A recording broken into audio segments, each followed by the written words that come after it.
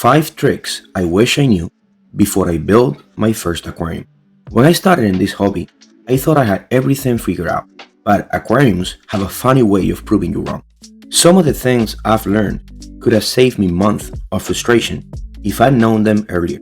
So in this video, I want to share a few tricks that can help you avoid the same problems and keep your aquarium running smooth from the start.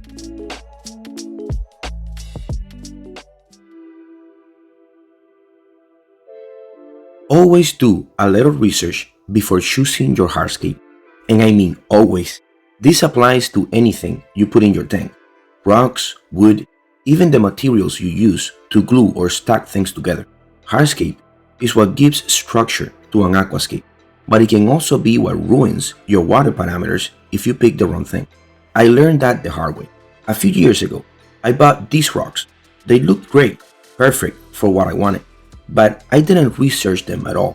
They never stopped breaking down in the water. They constantly created this fine dirt that spread everywhere, and they were heavily affecting my water parameters. I used them in 2 aquariums. The first time, I had no idea what was happening, and the second time, I thought using less of them would fix the problem. It didn't. Even with a small amount, the same thing happened. My KH started rising, my water got cloudy, and the tank took months to stabilize. Both aquariums eventually found balance, but I'll never use those rocks again. The truth is, not all rocks are safe for aquariums.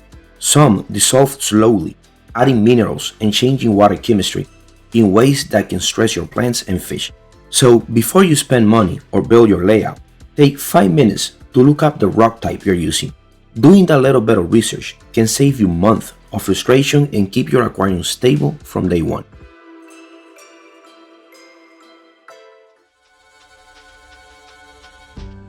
Never add a large amount of soil to an already cycled and established aquarium. I once made that mistake, thinking I was improving my setup.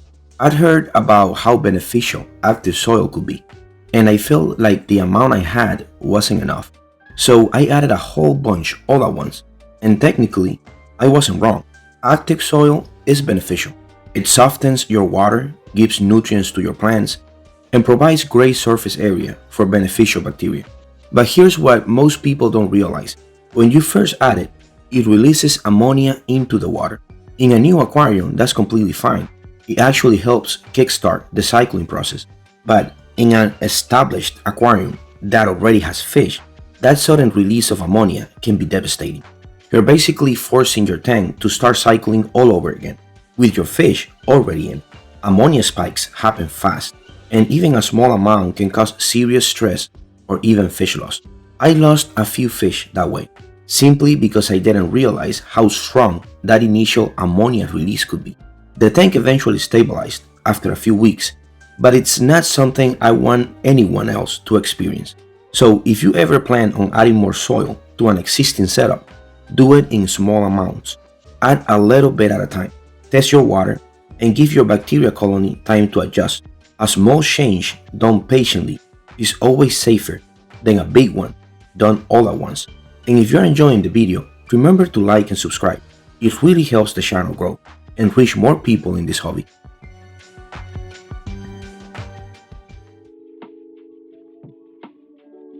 Since we're already talking about soil, let's talk about reusing all soil.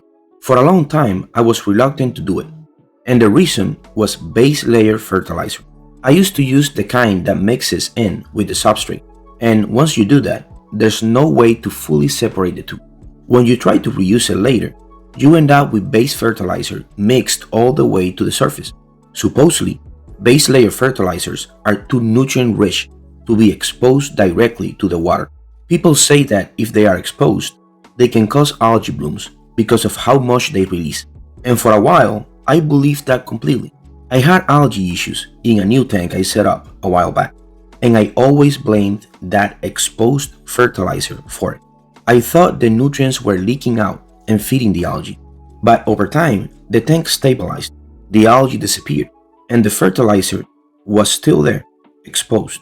What I learned from that experience is this: once your aquarium finds its balance, even a few bits of base layer fertilizer won't cause issues.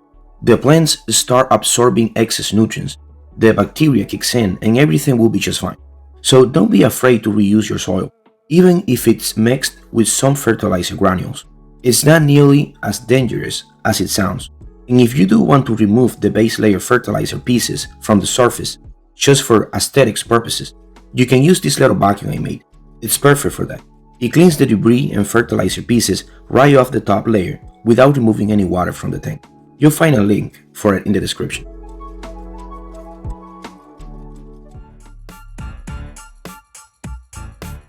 People often think smaller tanks are easier, but in reality, bigger tanks are much more forgiving. I've kept several nano tanks, and they always find balance. But the same way they find balance, they can also lose it. When anything happens, it happens faster in a small tank. If you lose a fish, the ammonia spike hits harder. If the temperature in your room changes, your tank temperature shifts right along with it. Even something simple like a little extra fertilizer or a delay in a water change can throw things off. Everything happens faster in a small volume of water because there's less to buffer those changes. A bigger tank, on the other hand, has stability. It takes much more to knock it out of balance because larger tanks give you time to catch problems before they become disasters. Now, that doesn't mean small tanks can thrive. I've had plenty of small setups that did really well, but they require more consistency, more observation, and more frequent adjustments to stay balanced. One exception I've noticed is shrimp tanks. I've kept cherry shrimp in very small tanks without any issues, and the plants always stayed healthy. I think it's because shrimp breed quickly, eat leftover food and algae, and basically help maintain the system for you. They might not be the best algae eaters individually, but when you have a whole colony, they make a big difference. So if you're new to the hobby and want an easier start, go bigger. The more water you have, the more stable your aquarium will be.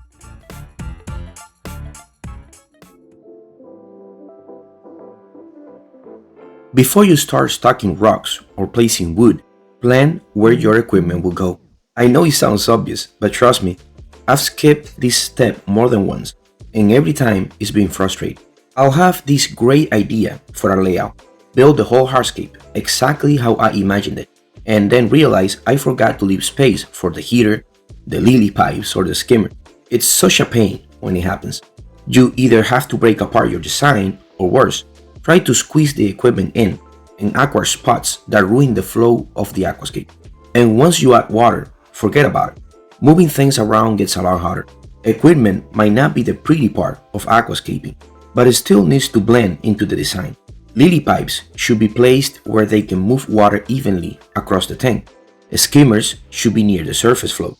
And heaters, well, they are best hidden behind plants or rocks, but you still need access to them.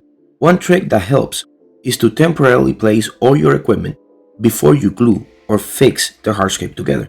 This way you can make sure everything fits, nothing blocks the flow, and it still looks natural once the tank is filled. You don't want to finish your dream layout only to realize there's no place for the filter outlet. Take that extra 10 minutes to plan ahead. It'll save you a lot of frustration later. Every small detail counts when you're building an aquascape. And if you've made any of these mistakes before, let me know in the comments. I'd love to hear how you fixed them.